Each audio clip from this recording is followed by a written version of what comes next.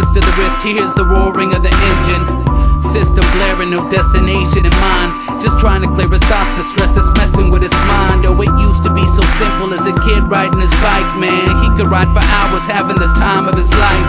Not worried about the fighting he would hear every night. Yup, daddy loved his liquor more than he seemed to love his wife. But none of that would matter when he felt the wind on his face. Pedaling so fast you would think he was getting chased. In a way I guess he sorta was and never could escape. He wanted to have hope but felt that boat had sailed away. So when mommy left, he started counting down the days till he was old enough to get himself out of this place. Innocence lost, his survival had a cost. He spent the rest of his life with no ability to trust.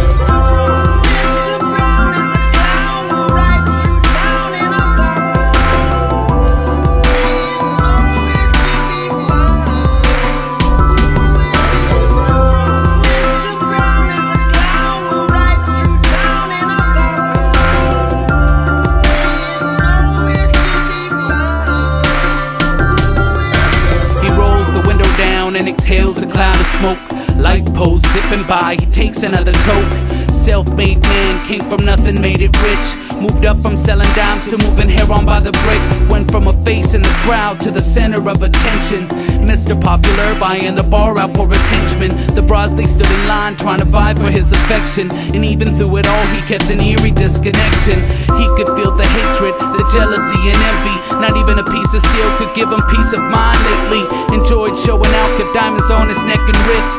A fistful of dollars, changing the weather for a chick. Couldn't count the dough he tricked off on his escapades. The fact he didn't care was proof to him he had it made. Thought money was the answer, for a while that was enough. Did anything for power, that's one hell of a drug.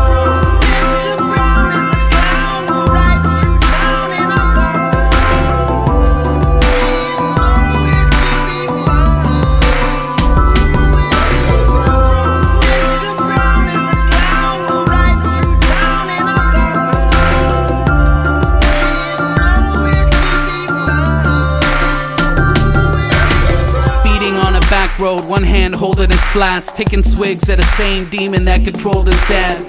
Making the connection, he can't help but sorta laugh. Remembering saying that he'd never walk that path. But things change, he's not that same little boy. He died a long time ago, Mr. Brown filled the void. Looks up and sees headlights, swerves and hits a tree. But for the few seconds he was finally free, Mr. Brown.